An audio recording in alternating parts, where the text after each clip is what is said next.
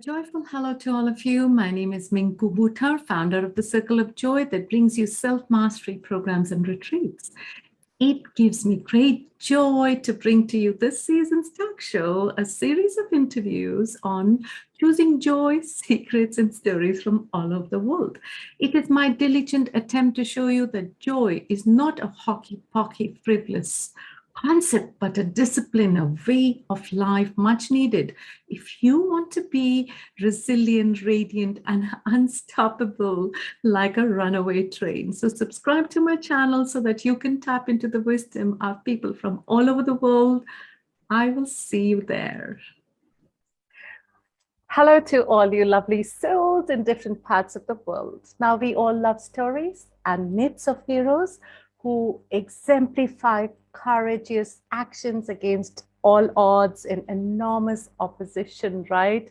And which makes me think of why human virtues like fortitude, like endurance, as bravery, these virtues truly show up best in the face of tests and difficulties, and they inspire us to become the best version of ourselves. Namaste. My name is Minnku Buttar, your host from India, and I'm delighted to welcome you all back to the 23rd episode of this talk show. And if you want to catch the wisdom of my speakers on the 1st and 15th of each month, just subscribe and press the cute bell icon on my YouTube channel where I host these episodes. So a little bit now about my brilliant guest speaker today. Now, she's a speaker. She's an integrative psychotherapist and an advocate for people affected by addiction and mental health challenges. She's also featured author on Biz Catalyst 360 and author of Amazon bestseller, Conscious Bravery, Caring for Someone with Addiction. Well done.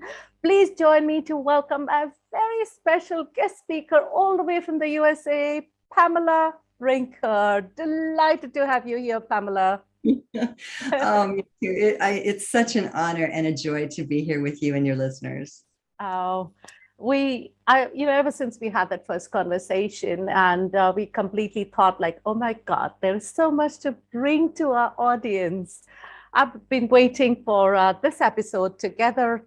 And Pamela, from what I understand, the last time we talked, we touched on this briefly, and you've also talked in some of your LinkedIn articles about some very shocking crises and harrowing, devastating conditions that literally felt like it's pulling the life from you.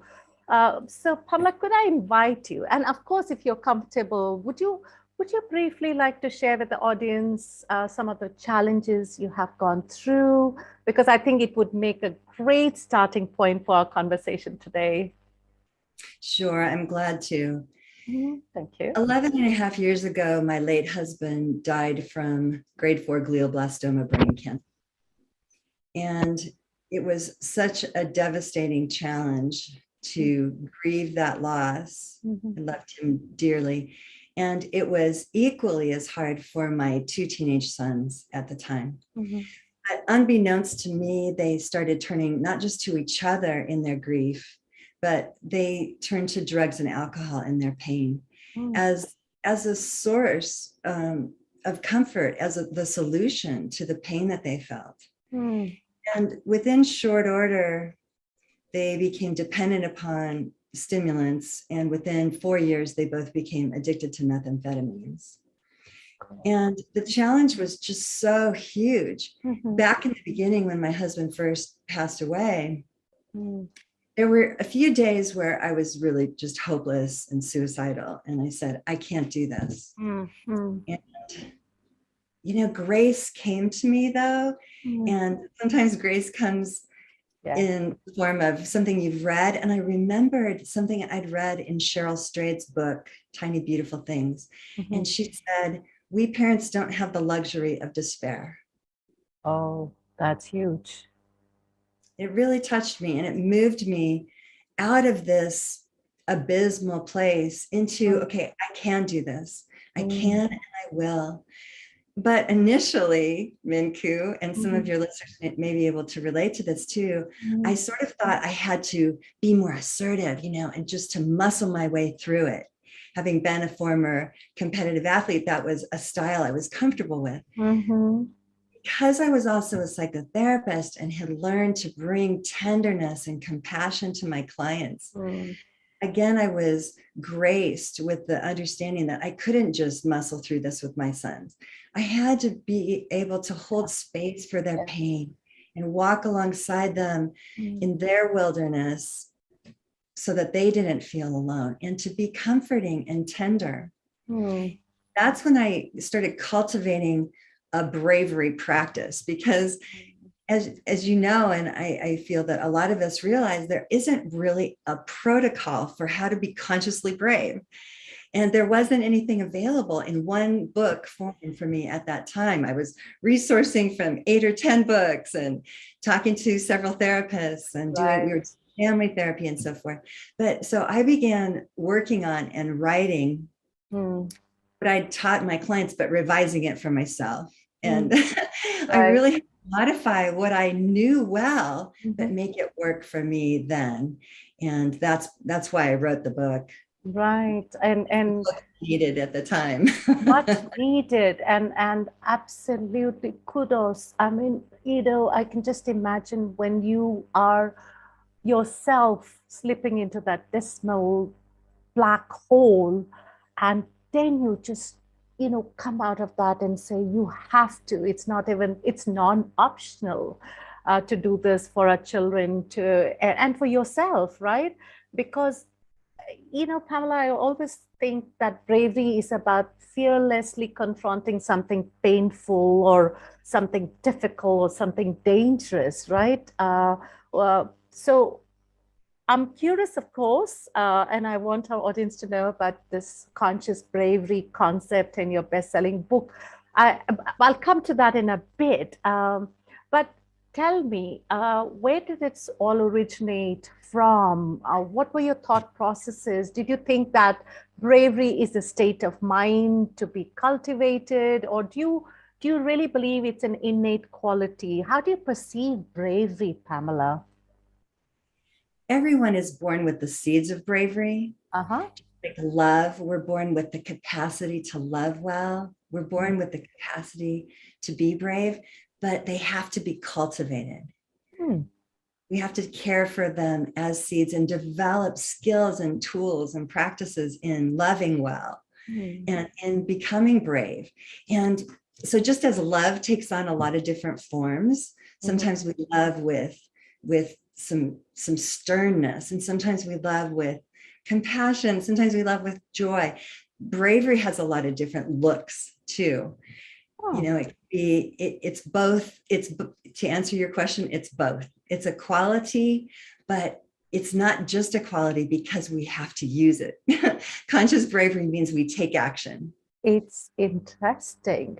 So bravery, as we know, is not only reserved for soldiers and firefighters and activists. So I think it's you're right. It's a quality, and someone is brave, full stop, right?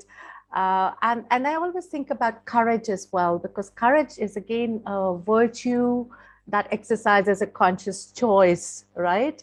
So, Yeah. so are you saying to be brave, Pamela, you don't really need to do anything extraordinary except to cultivate, and then you get into the zone with the right attitude, right? And that's how conscious bravery, the title, came around. So tell us a little bit more about this beautiful, delicious mix of courage and bravery, Pamela. Bravery takes on so many different forms. It Yeah. can mean talking to someone in the grocery line who looks like they're downtrodden and just trying to encourage them. So that might take a little bit of bravery for us Mhm. to do that, to reach out and say, hello, how are you doing? Or, something, I like your dress. Mhm. But bravery is cultivated in those calmer moments so Mm. that we really have it accessible during the most huge devastations, which will hit all of us because life is hard.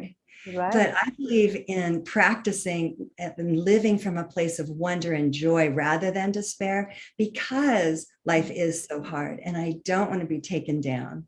And I want to be able to be an oasis for my sons and my friends who really struggle at times. So to be the oasis means that I practice consciously being brave all of the time in every situation. So I practice during the calm moments when I'm at home and I'm walking around my house.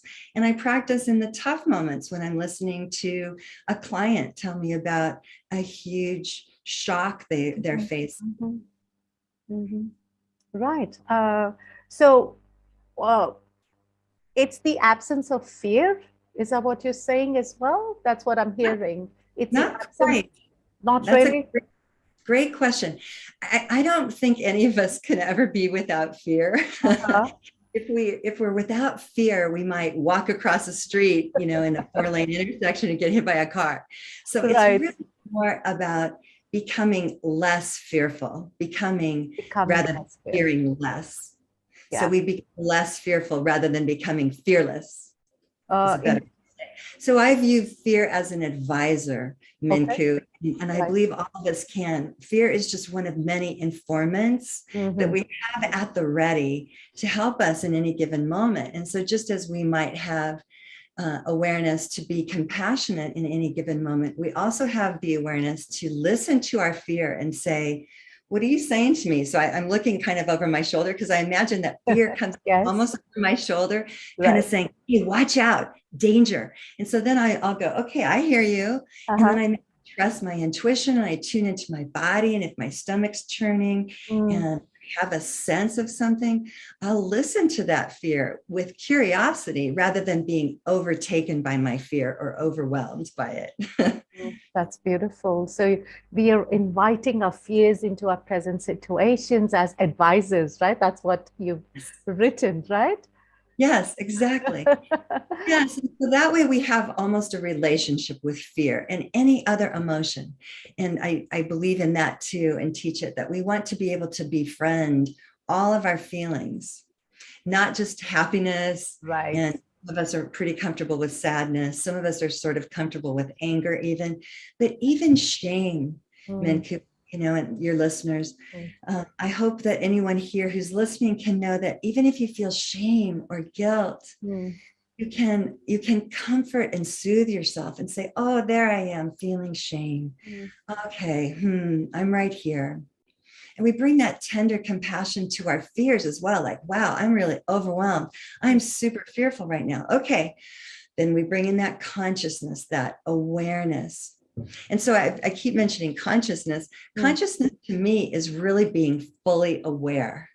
Absolutely. Fully aware, awake, alive, vibrant even if we're sad or fearful, we're awake. We're saying, okay, wow, I'm really scared right now. Yeah. So that's the consciousness piece. That is beautiful. And I think conscious bravery, oh my God, I love how you said that it's you bring in the conscious awareness that you are feeling whatever you're feeling, right? The connection with what you're feeling and your essence at that time. And I think there is an element of surrender, would you say, to the moment? Would you perceive it as that? Yes, brilliant. I write about and teach that we want to be in the present moment so fully that if we're not, we're aware at that time and say, okay, I wasn't present then, but consciously breathing, I'm back to the present moment now. And I like to call it a now there's this approach. So we say, oh, wow, I just got that news.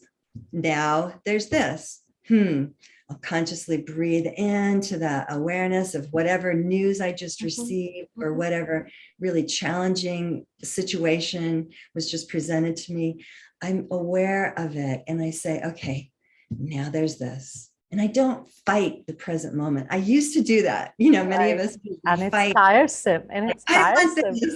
This, I do not want this to happen. I want what I used to have back to the old normal.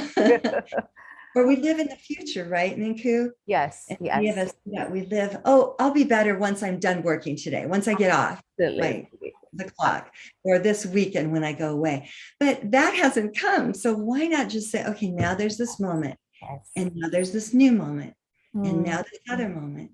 And so we live, I try to live moment to moment to moment. That is beautiful. And I can absolutely resonate with that, Pamela, because, long before mindfulness came into my life, and, I became a mindfulness practitioner and brought that to my clients all over the world. I think, yes, it's like a butterfly or a monkey mind, and you're always flitting from one tree to the other, and you're either paranoid about the future that's not even happened yet, or we get stuck like a broken record in the past and love this victim role that we all play. So Pamela, tell us, I'm still fascinated by that title, Conscious Bravery. So where can people find this book, and what can they hope to discover in this journey that you've captured in this book?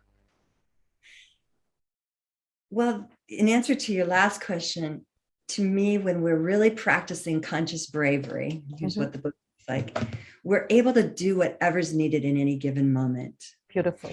So as you said earlier, we might be activating sort of a save the day. I'm going to drive in the middle of the night to meet my son who just got kicked out of a sober house, and he has nowhere safe or sober to go to. So that it might mean that, but it also might mean just holding space for someone that we love in tenderness. And so I like to say that conscious bravery isn't always tough as nails.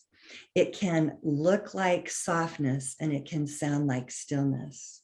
Oh, that's beautiful. That's beautiful, because we, Pamela, grew up thinking to be brave, you've got to be the tough cookie and hard as nails. And you bring such a beautiful aspect to bravery.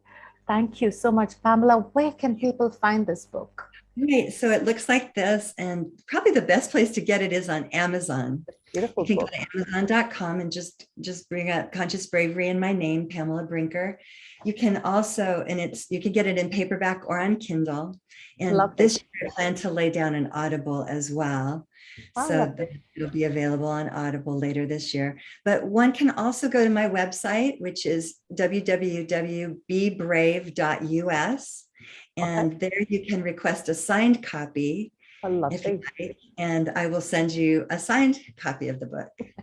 Wonderful. I know where to get my copy, and I can't wait to meet you in person, Pamela, one day, so that I can get this personally signed. And I'm putting that intention out, and I think it's going to happen.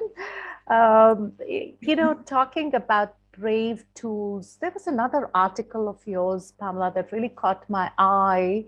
I think it was about the one you said, how liberating, emptying ourselves of former hopes and dreams is very liberating. And that's huge, Pamela. That's huge. It's powerful, because, amid shocking crisis and, the devastating circumstances, you bring hope and say that you can still activate strength and tenderness. How does one even start, Pamela, on this brave journey? I mean, where does one start to feel liberated? That's such a great question. And my book is very practical, because I like to offer how to do these things. We don't just think about them in the mind and then suddenly they're true. And so really to integrate the capacity to be fluid and to flow with all different kinds of situations, we want to become resilient and adaptable, right? To have magical flexibility. And in order to do that, there's a really quick technique. I don't like to call this mindfulness, because I think the word mindfulness served us really well for a lot of years. Yes. The word to the pulp. Yeah, it conjures coming to the mind, and our minds are already too full. So I like to see it as whole being awareness. And we become aware in 6 zones of experience: in our hearts, in our bodies, what's going on in our bodies, what we're feeling, what's happening in our bodies. Are we tight or tense? What's happening in the deepest, most soulful part of us that I call our essence? I like that elegant word, essence. I love it. And what's our intuition teaching us? What's our intuition saying? We want to listen to that. And then we want to be aware of the energetic space around us. And then come back to the mind. So we tap in really quickly to these 6 zones, these 6 realms that are always available to us: our hearts, our bodies, our minds, our essence, our intuition, and the energy or the energetic space around us. Because, you know, our bodies don't end with our skin. Absolutely. Absolutely. So that's, yeah. Oh, pardon me. Go ahead. No, Pamela, that's beautiful, beautifully encapsulated. Please go ahead. So when I was so devastated, and I've been ongoingly shocked and have had harrowing experiences with my sons who continue to struggle with mental health challenges and substance use issues. And for most of us, that's true. Life is filled with all kinds of suffering that we didn't create for ourselves. So I try to empty of my former hopes, and I try to be aware of that. Like, I say to myself, okay, with my mind, I'm aware, wow, I was really clinging to a hope that they would go to college or something. Right. And but you know, this moment they are mentally stable. In this moment, their physical health is strong and good. And so then I can consciously breathe into that space, and I can maybe even cry my heart out and console myself that something I wanted just is not true. But then I can let that move through me. That pain can move through me. And then I can come back into, and now there's this, now there's this. I wonder what will happen. And it brings curiosity. And I can bring that kindness and tenderness, not just to myself, but then when I start with me and my whole being awareness, I can offer it to my sons or to my loved ones, to you, my new friend, Thank to you. listeners. Yes. So That's such a brave journey. And of course, Pamela, my heart goes out to you, to self-love for myself, because I know that being a caretaker is an emotionally and a physically exhausting journey. I'm a caretaker for a very close family member. We've talked about it, and I know now that you are too. And we both, and anyone who's gone through it knows that it requires patience. It takes tenderness, it takes selflessness and hard work.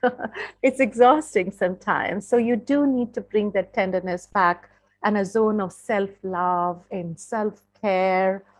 And I bring it up, Pamela, especially today, because I know that amongst all the tools that you also use beautiful meditations, right? To recharge the batteries, correct?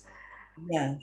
Yeah. And is there one particular one that pops up in your mind right now, Pamela? And would you perhaps, I know we've never done this on this show, but perhaps would you like to lead our wonderful audience to one? What's coming for you? It would be a delight. Absolutely. And by the way, Minnku, you have my whole heart with your experience. And anyone who's listening who struggles alongside someone who has issues in the wilderness of mental health or substance use, you have my whole heart as well. And so, yes, I would love to share what I teach and practice myself, which is I call earth and sky. So it's really pretty, and it can be fun, but it can also be a really strong and tender practice that we bring to any situation that's challenging. And the great thing about earth and sky is we can do this anytime, any place. So before I stand up and teach you, I guess I'll start with, let's just take about 10 seconds to breathe consciously into our whole being. And one zone may tap out, may jump out more than another, but tap into your whole being as you breathe in consciously. And then breathe out with a huge exhale consciously. So let's do that one more time. You may breathe in, noticing your intuition or your body or your heart, just whatever jumps out at you. And then breathe out and exhale into this bountiful field of energy around you. And as you continue to do that at your own pace, allow whatever is. whatever's here in this moment for you, just accept it. It's here right now, but it won't stay. It doesn't mean that it will last forever. In fact, if you allow it, it will probably move and morph more quickly. So beautiful. Thank you for trying that with me. That's the beginning of Earth and Sky. We start out with just conscious breathing. So now I would love anyone who's listening to kick their shoes and get barefoot with me. I'm going to kick my shoes, Pamela, but I'm not going to stand up because I've got a very limited cord to you know. So I will assume I'm standing with you and with everyone else who's going to practice this beautiful. And by the way, I love what you're wearing. That's absolutely such a beautiful teal color, one of my favorite colors. So over to you, Pamela, to lead us through this beautiful meditation. Exciting. So just as we were consciously breathing, we want to continue breathing in and out at our own pace. Okay. And most of us have done a little bit of yoga and have stood in what's called Tadasana, either like this or with arms straight up. Earth and Sky is a combination of both. We are embodying opposites. We're holding it all. We're holding the dark with the light. We're holding the tenderness with the strength. And so that's why we stand barefoot. We want to feel our feet touching into the ground and reaching down through all the layers of the earth to the middle of this beautiful blue planet. So you're tapping into what grounds you and gives you support. And so both arms are down initially, but then we move hands up through heart center and we move our right arm down and our left arm reaches up to the sky. So here we are at Earth and Sky. We're connecting to what's greater than us. We're tapping into nature, God, source, the universe, the Tao, whatever you like to call it, it doesn't matter. The key is to tap into what gives you meaning and look down at yourself and say, oh, there I am. It's all right, I'm right here. And so you're two places at once. You're right here in the third dimension and up here in the fifth dimension as well. And then we move hands through all of our chakras and through our hearts. Pause for a moment, breathing consciously again. And extend your right arm up to the sky and your left arm down to the earth. Fully aware that you're right here in this moment, but there's also more to what we see, more to what we know. There's meaning. And there's connection with some beautiful being or some beautiful force that's greater than ourselves. So we're completely tapped into the earth and the sky. And we come back to heart center, breathing consciously. Beautiful. Thank you for doing that with me. And thank you, all you listeners, for trying that as well. And we can do that anytime, any place. You know, you can do it. You can do it in your home, in your office. You can step into a bathroom if you're at an event and just connect and get grounded, but also find hope at the same time. That is beautiful. That is beautiful, Pamela. That, you know, you're an empath and so am I. And I absolutely, you know, putting my hands up and allowing me to reach the sky. Here in India, we call this the sun god and Mother Earth.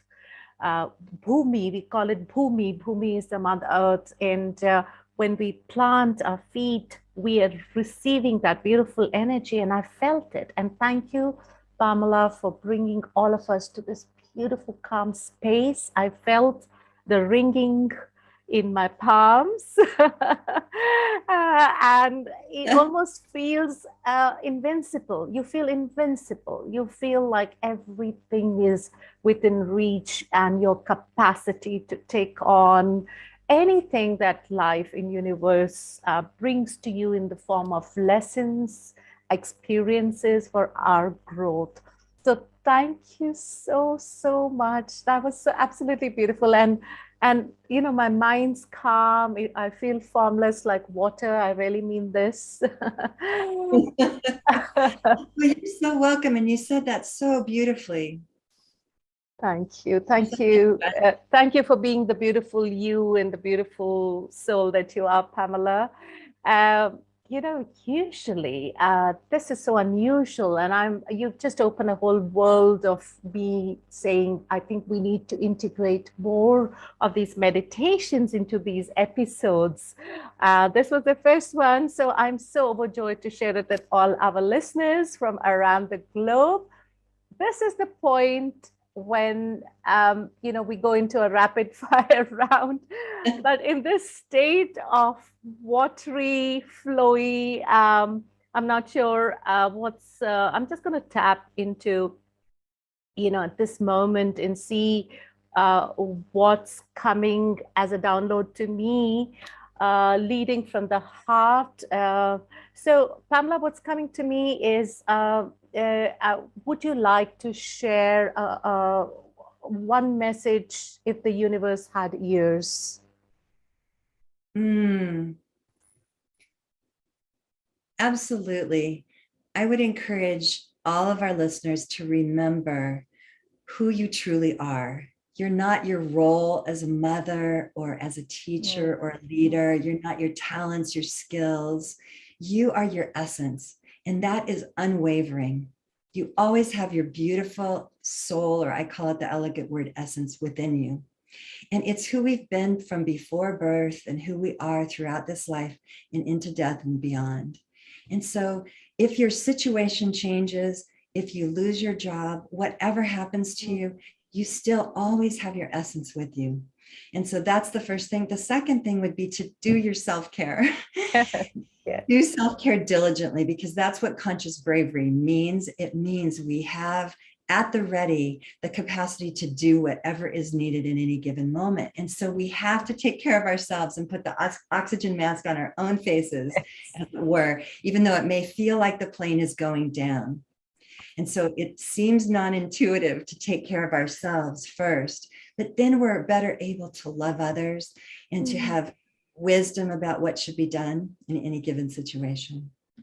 That is so beautiful. Very, very wise. Pamela, thank you so much for sharing that heartfelt message. I hope you've enjoyed being on this show. It's a delight. It is an honor, Minnku. You're such a beautiful being. I hope all the listeners can actually see you, in person at some point, but at least we can see you on the video. But you're just a delight. And this was truly, I have so much respect for you, and you bring so much value. Oh, thank you so much. Thank you so, so much from the bottom of my heart. It's what keeps me going. It's the value we bring to our listeners together. I think this is really our essence, as you call it. We can do this better together. And and my message to the audience today would be, if you desire a calm mind, do this meditation that the beautiful Pamela brought from the universe, because it can then become your ultimate weapon against your challenges. That's how I see when you imbibe the whole universe, the earth, the sky. So that brings us to the close of this episode. So Pamela, join me in saying bye to our global audience. Love you all, and we will see you in the next episode. Namaste from all of us, and Godspeed. Thank you, Pamela. It's been a joy having you with me today. Thank you so much. It's a delight. Bye now. Bye-bye.